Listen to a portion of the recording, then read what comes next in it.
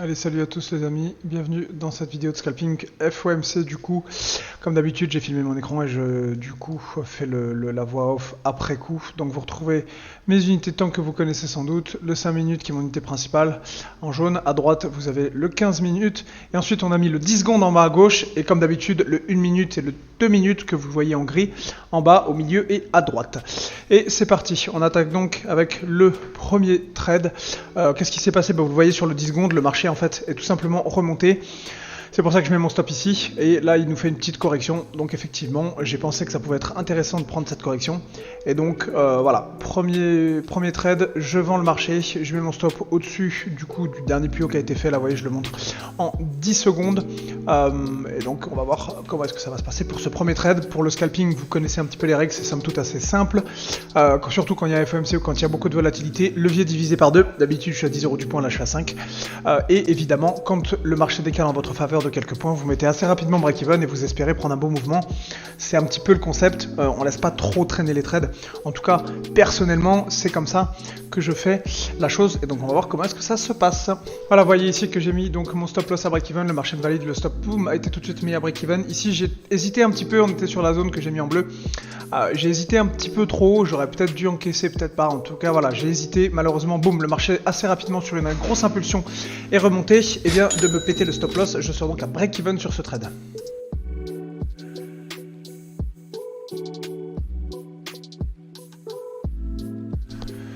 Et alors ce qui est rigolo justement, c'est que seulement quelques secondes après, étant donné que là on est en train de remonter, je prends le trade inverse. Du coup j'ai tout simplement ici acheté le marché en mettant mon stop sous le plus bas. Le marché boum tout de suite décale très rapidement. Bon, c'est FOMC Powell est en train de parler, donc voilà, vous voyez que je mets mon stop ici à break-even, ça va vite. Là boum, le marché m'a validé, mon stop est déjà break-even et donc ici j'hésite à encaisser. Je crois que c'est ce que j'ai fait ici, j'ai pris un joli gain, 370 balles à peu près, si je ne dis pas de bêtises, boum, c'est encaissé et on recommence. Ici j'aurais pu laisser un petit peu plus, mais voilà, c'est pas grave, honnêtement ça me va. Je prends quand même 370 balles et donc on continue cette session.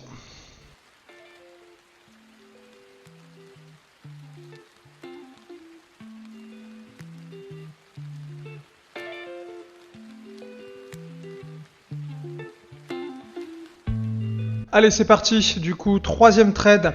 Ici, vous voyez que je suis sur le cash, le marché a gapé, vous le voyez en bas, en 10 secondes, là, il y a un énorme trou, vous le voyez bien. Du coup, ici, je reviens sur mon CFD et je décide donc de vendre le CFD. En fait, j'ai tout simplement joué le comblement du gap. Quand vous voyez des gaps, la plupart du temps en intraday, ils sont comblés, surtout des très gros gaps comme ça quand il y a de la volatilité. Mon stop loss est arbitraire, il est au niveau des mèches en dessous. Bon, j'ai mis ça, j'aurais pu le mettre complètement en haut, mais ça n'a pas grande importance. Ici, je pars du principe que le marché, en 10 secondes, désolé, là, je me trompe, c'est le DAX, on va monter. Voilà, là, vous voyez en 10 secondes, ici, je le montre sur l'écran, vous voyez l'énorme gap et je joue tout simplement son comblement.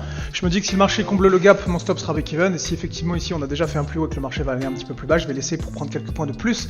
C'est ce qui s'est passé, le marché assez rapidement, boum, me valide. Le stop loss est donc mis à break-even assez rapidement.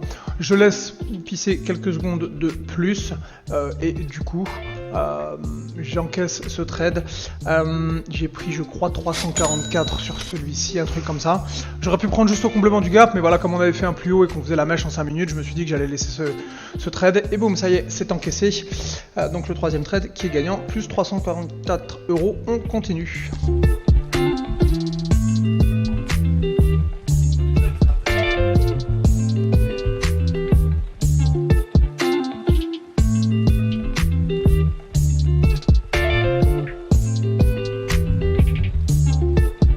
Quatrième trade, qu'est-ce qu'on a? Je me souviens plus exactement de ce que j'ai fait ici, je vais vous dire ça tout de suite. Voilà, en 10 secondes, vous voyez la pulsion, la bougie impulsive de 10 secondes.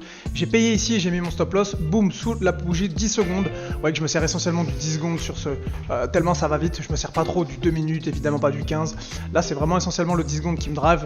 Sur les FOMC, il y a beaucoup de volatilité. Je pense que vous devez trader sur des petits time frames, en tout cas pour ceux qui font de l'intraday, du scalping. Donc voilà, mon stop était un peu court, j'aurais pu le mettre sous le plus bas ici.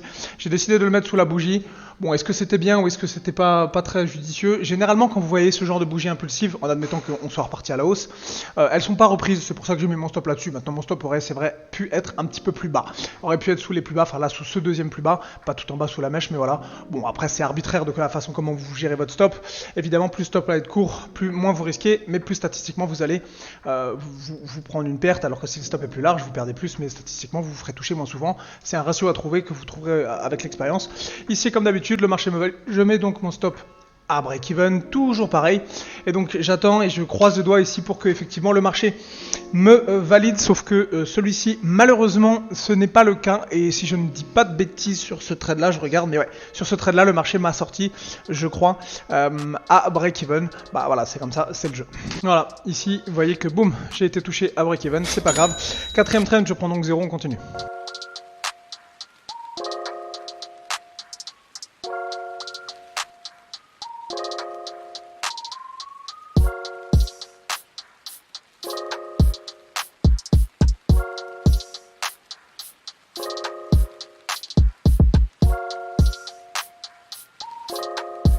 Allez, c'est parti, cinquième trade. Là, le marché fait une plus bas, il avait fait une mèche. J'aime bien ce setup. Il casse la mèche, mais de peu, vous voyez, en 5 minutes. Et tout de suite, ça rebondit. J'ai payé. Ici, je m'en veux parce que mon exécution est complètement pourrie. J'ai payé beaucoup trop haut. J'aurais dû payer bien en dessous, mais bon, le setup était simple. On fait une première mèche, on va chercher la liquidité sous la mèche et on rebondit. Vous voyez que la mèche fait support. J'ai donc été obligé de mettre mon stop loss sous la mèche, mais ça fait un stop large ici. Honnêtement, je pense que mon exécution est pas très bonne. J'ai pas été assez réactif, mais bon, heureusement, regardez ce qui se passe en 1 minute. La magnifique bougie qu'on nous fait. Le marché valide tout de suite. Mon stop est donc tout de suite mis à break-even, ça valide, faut être réactif, et là boum, c'est encaissé. Trade effectivement très rapide, qui a duré quelques dizaines de secondes, et donc je prends 231 € là-dessus, et on continue.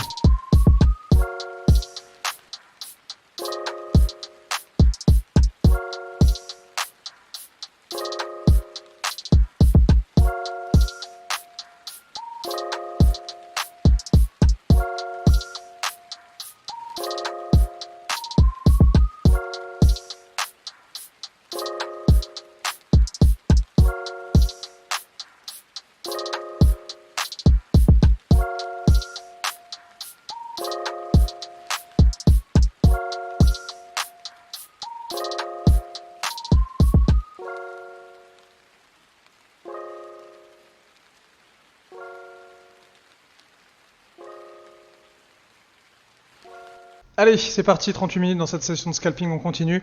On va donc directement au 6e trade. Qu'est-ce que j'ai joué là-dessus? Alors ici, je pensais que le marché allait tomber jusqu'au support, et donc j'ai tout simplement joué la poursuite de l'impulsion. Honnêtement, c'est un peu limite, parce que je paye un peu je vends, pardon, un peu au milieu du range. Ici, je mets mon stop loss, vous le voyez, sous le plus haut qui a été fait en 10 secondes, en bas à gauche, c'est l'écran en bas à gauche. Donc voilà, encore une fois, stop loss arbitraire, il aurait pu être plus gros, moins gros. Honnêtement, c'est un petit peu limite, parce que je pense qu'ils vont faire une troisième mèche. Vous voyez, en 5 minutes, ils ont fait les 2 mèches, et là, je pense qu'ils vont faire la troisième, parce que c'est un marché de range. Quand on est en haut, on vend, quand on est en bas, on achète. Je pense tout simplement qu'ils vont aller faire la mèche. J'ai donc décidé de jouer ce trade. Honnêtement, bon, est-ce que c'était une bonne chose ou une mauvaise chose? Évidemment, c'est toujours facile à dire après coup. Ceci étant dit, là j'ai joué la chose comme ça. C'est quand même un petit peu limite. Maintenant, le marché, je crois, a fini par me valider. Et dans un premier temps, j'ai mis mon stop loss à break-even.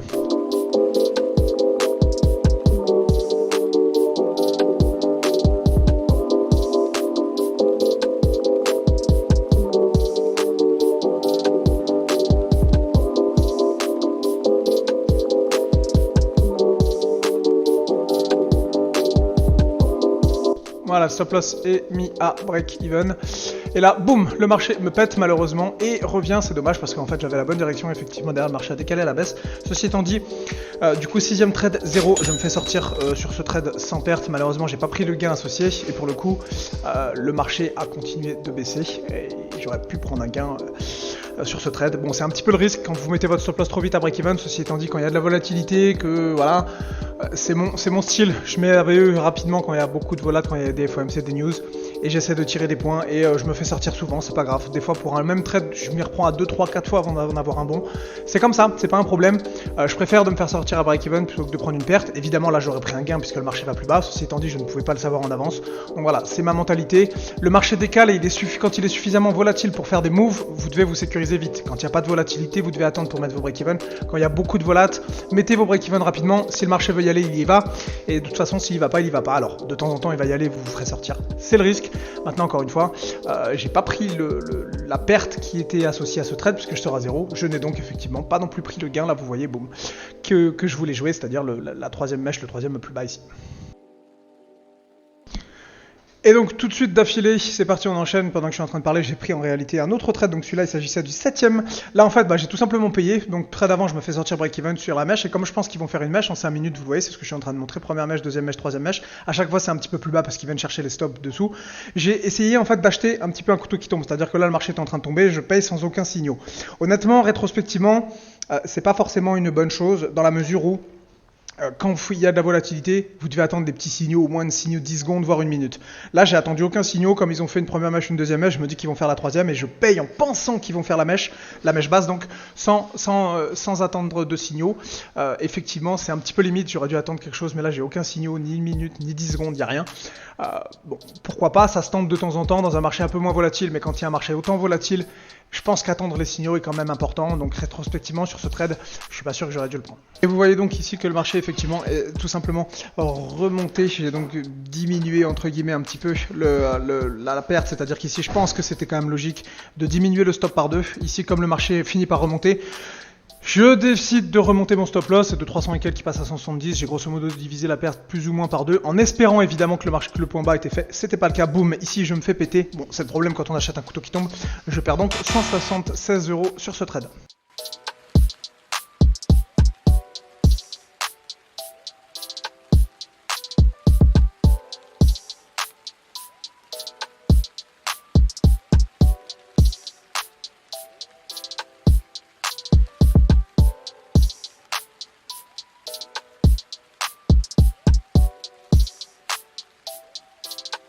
Et allez, c'est parti pour le dernier trade, le 8ème trade. Ici, le trade qui fait, regardez ce qu'il nous fait en 5 minutes, en 1 minute et en 10 secondes. Il nous fait le D-Doji, il nous fait une mèche basse en 5 minutes. Bref, vous voyez que là, le setup est pas mal. Ici, je le prends à un bon prix. Je suis content parce que là, mon exécution est bonne. J'étais très réactif. Boum, je prends tout de suite. Ceci étant dit, j'ai pas attendu en 1 minute la clôture. Vous voyez, en 1 minute, je pensais qu'il faisait une avalement haussier. Et là, boum, je me fais piéger. Le marché tout de suite repart à la baisse. Je suis un peu embêté avec ce trade parce que je me dis que j'ai pas attendu la clôture du signal. Ce qui est risqué. Mon stop est sous le plus bas. Bon, c'est pas un gros stop. Ceci étant dit, voilà, c'est un stop qui est d'une quarantaine de points, mais je m'en veux un peu parce que j'aurais dû attendre la clôture, vous voyez, du 1 minute, cette espèce d'englobante haussière que je n'ai pas attendu. Bon, il se trouve que ici, bien m'en a pris quand même, puisque celui-ci a été aussi gagnant, mais c'est vrai que c'était un petit peu limite. Et là, boum, vous voyez, le marché explose. Je me dis, ça y est, j'ai probablement le bon. Une fois que je vois le marché monter et que là, il est en train de faire une anglo 1 minute, une anglo 2 minutes et qu'il est même en train de quasiment, enfin, il est sur son anglo 5 minutes. Je me dis, voilà, mon stop va être mis à break-even et je ne risque plus rien sur ce trade. Voilà. Et après environ une demi-minute d'hésitation, je décide donc d'encaisser. J'encaisse pas au top price, mais vous voyez que j'encaisse tout simplement, j'encaisse à 170, tout simplement parce qu'en fait le marché il est remonté là, c'est ce que je montre sur le 1 et le 2 minutes, il est remonté sur son niveau bleu, donc le niveau que j'avais tracé. Et donc effectivement c'était le niveau où il fallait encaisser, en fait on break et on fait un genre de pullback dessus. Je sais pas si c'est un vrai break ou si c'était simplement un pullback, bref je sais pas trop, quoi qu'il en soit. Quand j'ai vu qu'on revenait taper le niveau, ici j'ai décidé d'encaisser. Je prends donc 170 € sur ce dernier trade. Donc voilà, bilan si j'ai bien fait mes comptes, ça fait 939 € plus ou moins avec les exécutions, mais enfin on faisait dans ces eaux-là, pour environ 1 heure de taf, 50 minutes en l'occurrence, donc c'est quand même plutôt bien payé. Voilà les amis, j'espère que vous avez appris des choses, j'espère que ça vous a plu. N'hésitez pas à me dire dans les commentaires s'il y a des choses que vous n'avez pas compris. Bon là c'était un petit peu exceptionnel, d'habitude j'ai tradé en 10 secondes, puisqu'il y avait un FOMC. En temps normal je ne descends jamais sous le 1 minute, et même le 1 minute généralement il y a beaucoup de faux signaux, donc je suis plutôt, comme vous le savez si vous me suivez, basé sur du 5 minutes, voire du 2 minutes, mais c'est rare que je prenne des trades juste sur du 1 minute. Là c'est vraiment exceptionnel, encore une fois.